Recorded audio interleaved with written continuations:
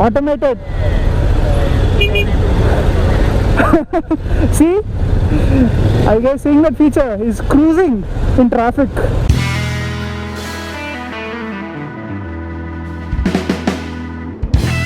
Guys, good morning, good afternoon, good evening, wherever you are. Thank you so much guys for the amazing love and support you have showed for my last video. I know I've been a bit upset and that was a serious vlog, but the amount of love and support you guys showed me in your comments is sweet, and can't thank that enough. If you're new to this channel, it's a motorcycle oriented channel. I do a lot of trips, reviews, first ride impressions of quite a few automobiles, not just motorcycles. So if you want to check out more, look at my past videos, or please stay tuned for this video so you get to see a new bike on this video, and I hope you like it. If you like it, do like and subscribe. Yes, finally time to test drive the V-Storm 650 guys.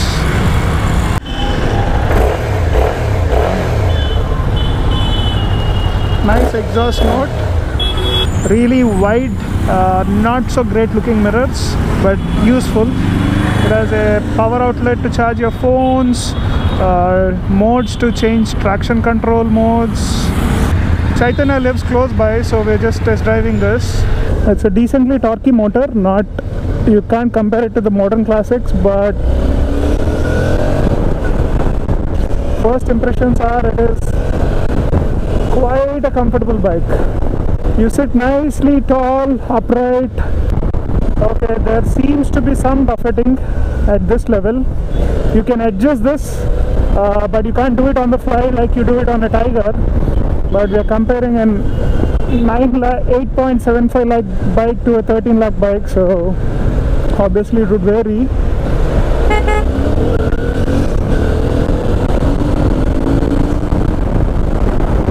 It does pull, man, and the brakes are good. It's a short test drive I'm getting today, so can't tell much, but what I love so far is actually the engine. It is as refined as a Tiger if I'm not wrong.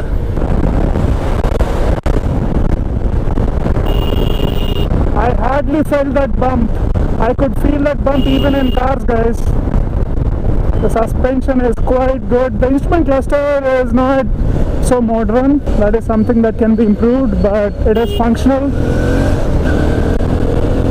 The throttle response is very accurate. I'm not sure if this is right by wire. Have to check it out. The clutch is slightly hard, but not bad. I think once we adjust the visor, the buffeting would be much lesser. It has a 20-liter fuel tank. It has tubeless spoke wheels. It has 2 traction control modes. There are no riding modes. You can only switch the traction control. It is in TC1, which is the basic road mode. There is TC2, which is wet mode. Seats quite comfortable. You wanna switch? You will be surprised with this bike. For city ride, I have done like 4-5 kilometers, and have to say, quite surprised with this bike.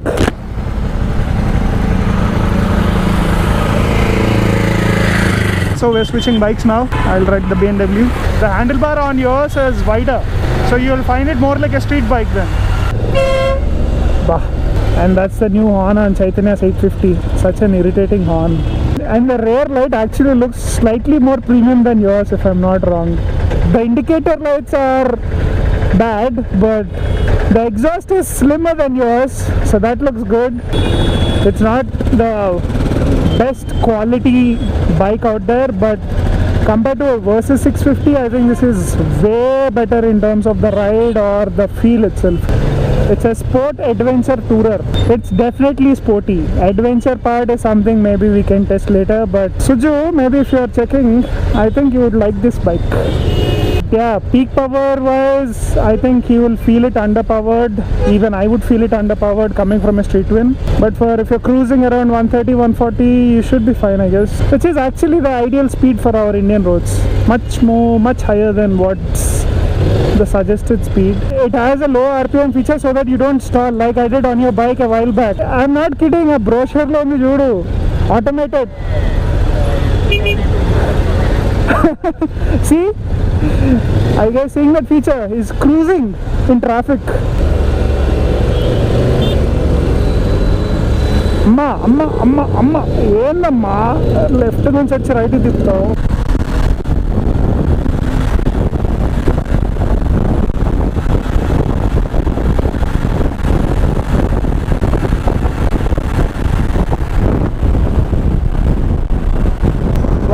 On a short stretch is quite good, man.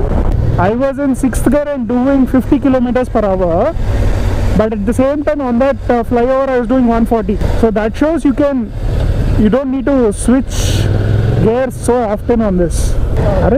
It is not stalling, yaar. That low RPM torque assist is brilliant on this.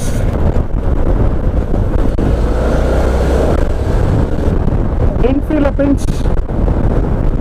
Oh, you can change traction on the move. That's good. You can't turn off the ABS, so that's a bummer.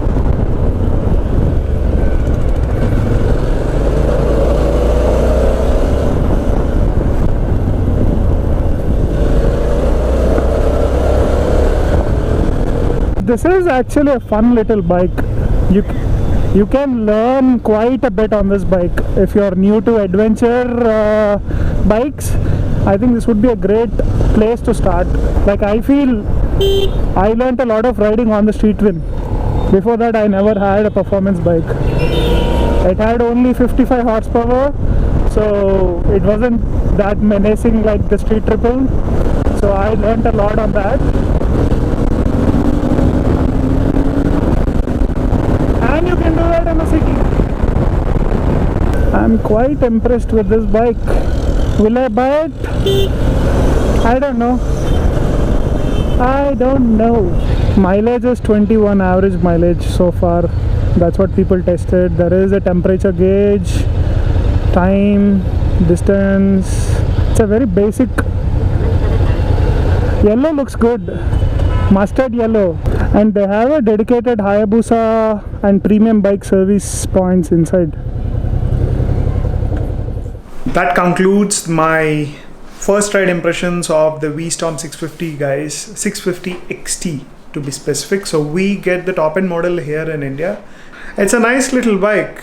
In fact, if you're planning to tour a lot and if you're looking at ADVs, I would say don't miss out on this. It's a lovely package. The design of the bike is actually quite polarizing. If you look at it online or in magazines, you might not like it so much. At least I didn't like it. But in person, it was actually quite good a bike. I actually like the design. It looks quite big enough for an ADV, but at the same time it's compact in proportions too.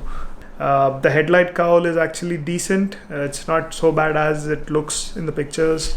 And it has a lovely engine which generates around 75 bhp of power, if I'm not wrong. It is peppy, so the low end and mid ends are amazing. I could feel that in the city, and top end is something I couldn't test, but I'm sure it would hit at least 180.